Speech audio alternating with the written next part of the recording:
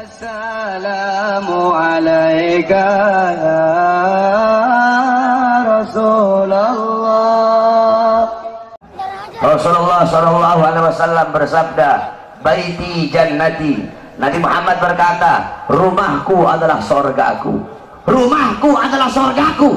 Bukan rumah yang mewah, bukan rumah yang megah, bukan rumah yang tingkat, bukan isi rumah itu perabotan-perabotan yang mahal, bukan suami yang kaya, bukan suami yang ganteng, bukan istri yang cantik, bukan anak-anak yang pintar dalam urusan dunia. Bukan itu baiti jannati. Baiti jannati, rumahku surgaku, adalah suami yang taat kepada Allah, suami yang patuh kepada Allah, istri yang taat kepada Allah, istri yang patuh kepada Allah, anak-anak yang taat kepada Allah, anak-anak yang patuh kepada Allah, rumah tangga yang dihidupkan dengan salat, rumah tangga yang dihidupkan dengan Al-Quran, rumah tangga yang dihidupkan dengan sunnah-sunnah Nabi.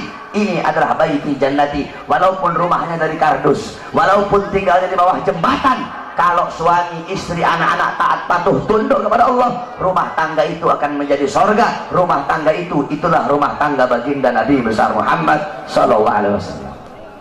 Sekarang ini banyak istri-istri durhaka ya. Istri-istri sekarang banyak yang durhaka.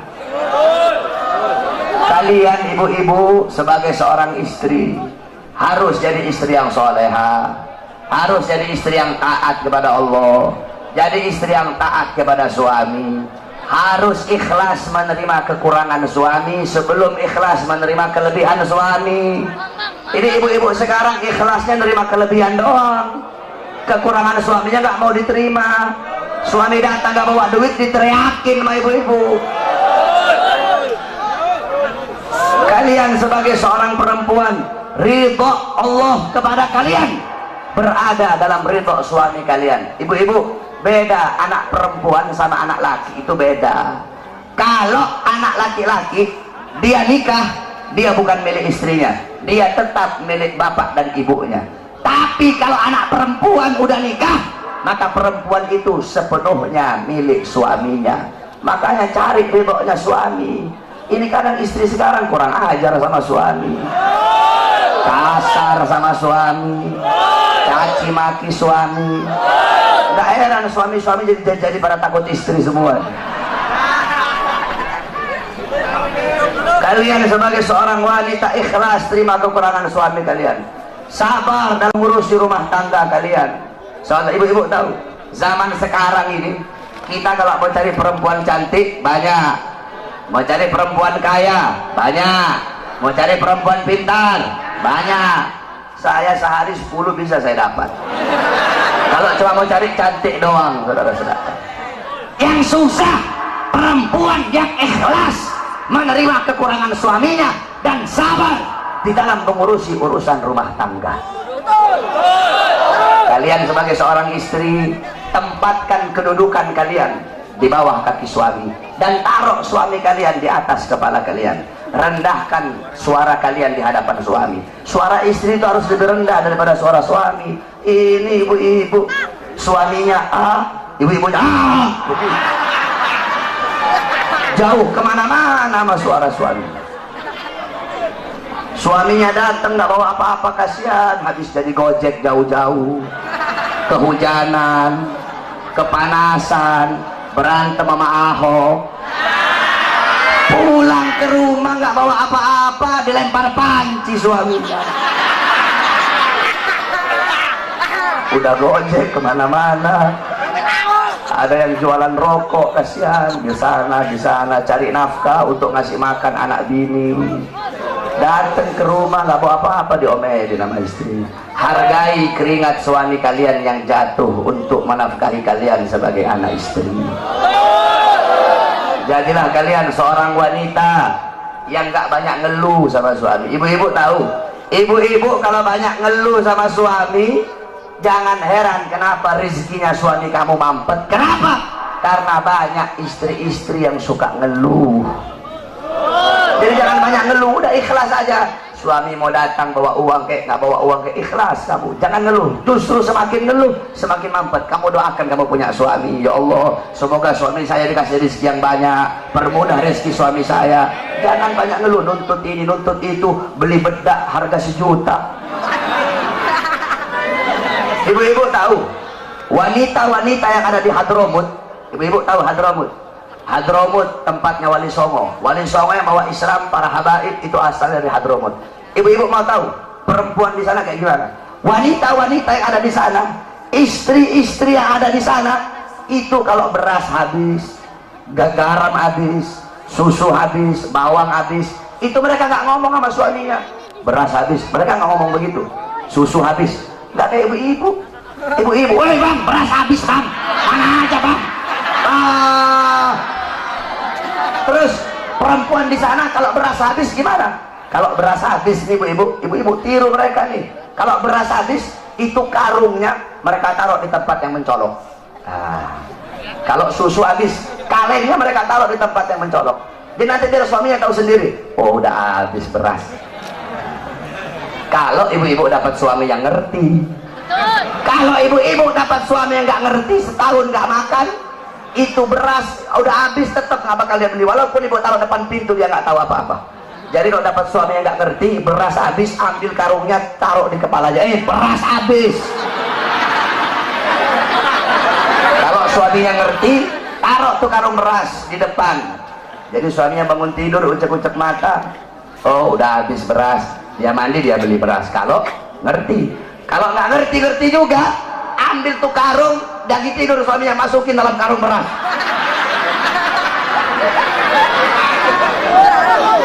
Itu wanita-wanita yang ada di sana. Kenapa? Karena mereka begitu menjaga perasaan suaminya. Ibu-ibu tahu, Rasulullah pernah ngomong sama Siti Fatimah, wahai Fatimah, maukah aku kasih tahu kamu siapa wanita yang nanti memegang tali kendaraanmu? Kata Siti Fatimah, siapa wahai ayahku? Namanya adalah Mutiyah. Coba kamu pergi, rumahnya ada di ujung sana. Kamu cari tahu apa amal yang dia lakukan sehingga nanti dia bakal masuk surga pegang tali kendaraan kamu. Amin. Pergi Siti Fatimah, bawa Sayyidina Hasan yang ketika itu masih kecil. Sayyidina Hasan masih kecil ketika itu, dibawa oleh Siti Fatimah, diketuk pintu rumah. Assalamualaikum. Enggak dibuka ibu-ibu. Dari dalam dijawab, waalaikumsalam. Man, siapa? Ana Fatimah binti Rasul.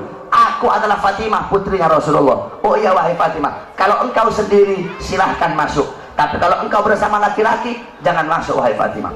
Aku bersama laki-laki. Siapa? Anakku masih kecil. Oh maaf, kamu tidak boleh masuk. Tapi dia masih kecil. Walaupun masih kecil, aku izin dulu kepada suamiku, besok nanti kamu balik lagi, saya izin dulu kepada suamiku. Lihat bagaimana Siti Mutia. Ibu-ibu sekarang, Pak RT, Pak RW datang ke rumah, Waalaikumsalam, suaminya ada nggak ada? Oh mari masuk Pak RT, mari masuk Pak RW.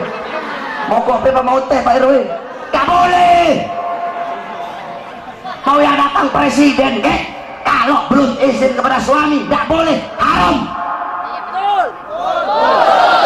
Boleh. Akhirnya apa? Besoknya datang. Nih ibu-ibu sabar ya, istri dulu nanti baru suami. Sabar dulu. Nanti gantian.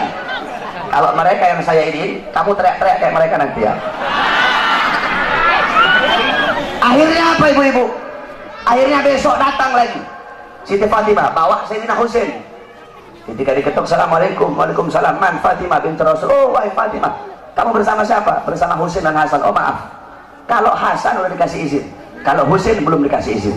Balik lagi besok, aku izin dulu kepada suamiku. Dia izin kepada suaminya, baru besoknya boleh masuk. Siti Fatimah. Siti Fatimah lihat ini perempuan biasa-biasa aja. Ahli ibadah? Bukan. Ahli sholat? Bukan. Ahli Quran? Bukan. Terus amal apa yang dia lakukan sehingga masuk surga? Nanti megang tali kendaraan Siti Fatimah. Padahal ini perempuan biasa-biasa saja. Tiba-tiba Siti Fatimah melihat ada 3 buah benda.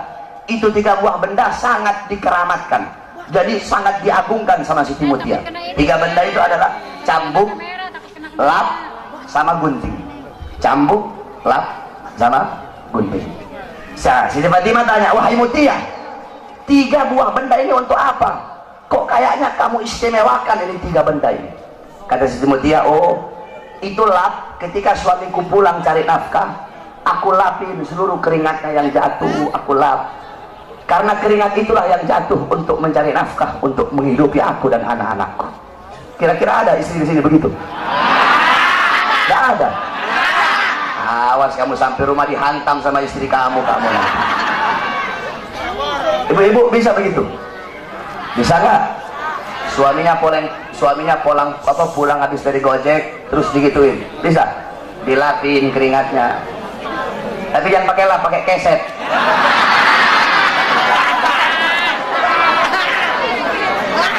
Itu yang pertama. Kemudian kata Siti Fatimah, terus ini cambuk untuk apa?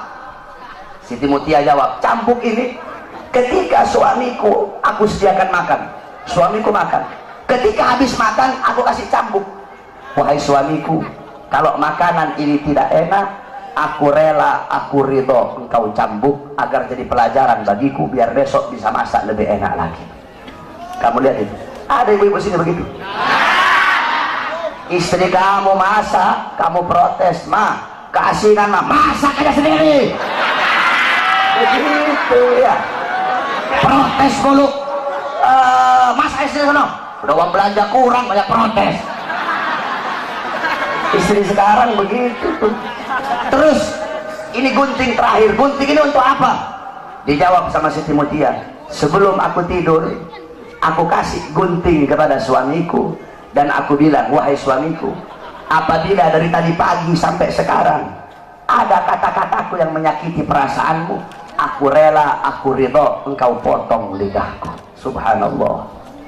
Ada, kamu cari gimana perempuan kayak begitu sekarang? Yang ada cabai-cabai syar'i sekarang banyak.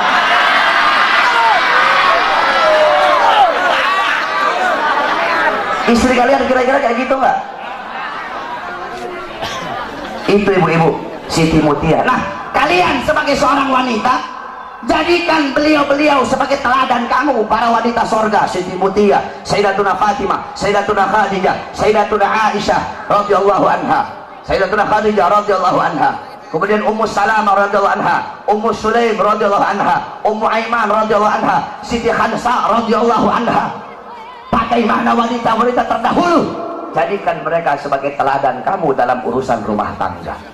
Kalian sebagai seorang perempuan, ini perempuan sekarang saya perhatikan, kalau mau keluar pengajian nih, dandan cantik-cantik ibu-ibu, pakai bedaknya 2 cm segini, yang putih muka doang, lehernya hitam.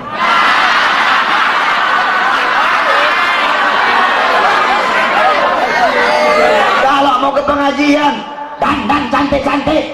Mau pergi ke pasar, dandan cantik-cantik. Kalian sebagai seorang istri mempertontonkan kecantikan kalian untuk orang lain. Kalau mau keluar dandan cakep, acara Habib dandan cantik-cantik. Di dalam rumah mukanya kayak setan depan suami.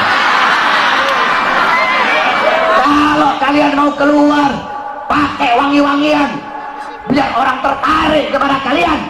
Dalam rumah mau curut. Ini istri sekarang begitu tuh. Betul. Tidak boleh ibu-ibu. Dandan kalian untuk suami kalian. Ibu-ibu tahu, perempuan-perempuan dulu itu mereka sampai mau tidur itu dandan. Biar kenapa? Biar bangun tidur cakep, rapi, suaminya lihat. Ini suaminya bangun tidur melihat istrinya tidur, Allah udah kayak gerantong begitu, rambutnya berantakan, kelihatan jeleknya. Oleh karena itu dandan kalian untuk suami kalian. Pertontonkan, percantikkan diri kalian itu di hadapan suami, bukan untuk orang lain. Jadikan beliau-beliau sebagai teladan kamu. Kemudian kalian sebagai seorang istri, kalian adalah muallimah, muaddibah, mudarrisah, pendidik, pengajar pertama bagi putra putri kalian. Bagus atau buruknya seorang anak tergantung daripada ibunya. Kenapa? Makanya Allah bilang di Al-Quran, hirsul lakum, perempuan-perempuan kalian adalah ladang bagi kalian. Kalian para laki-laki yang bercocok tanam, istri-istri kalian adalah ladang. Kalau kalian bercocok tanam di ladang yang baik, hasilnya bakal baik. Kalau kalian bercocok tanam di ladang yang kering kerontang, maka hasilnya bakal rusak. Nah, bejat atau tidaknya anak-anak kalian tergantung daripada istri-istri kalian. Oleh karena itu, seorang ibu, seorang istri harus bisa menjadi ibu yang baik bagi anak-anaknya. Ibu-ibu tahu, dulu di Hadramut, Al-Habib Ahmad bin Hasan Al-Abbas, beliau bilang, saya pernah menemukan catatan tangan seorang wanita dari Qabilah Al-Amudi. Itu wanita tulis dengan tangannya syarah kitab Minhaj Al-Imam Subki. Itu ada 6 jilid. Itu wanita tulis pakai tangannya, ada 6 jilid. Di akhir tulisan wanita itu bilang, tolong dikasih uzur, tolong kasih maaf kalau ada kata-kata yang salah dalam penulisan ini, karena aku menulis ini kitab dalam keadaan menyusui anak-anakku. Subhanallah. Coba kamu bayangkan, itu perempuan nulis kitab, nyusuin anaknya sambil ngarang kitab, sambil nulis kitab. Gak heran orang-orang di sana besar anak-anaknya ngarang kitab. Kenapa? Karena masih kecil ibunya nyusuin sambil bikin kitab.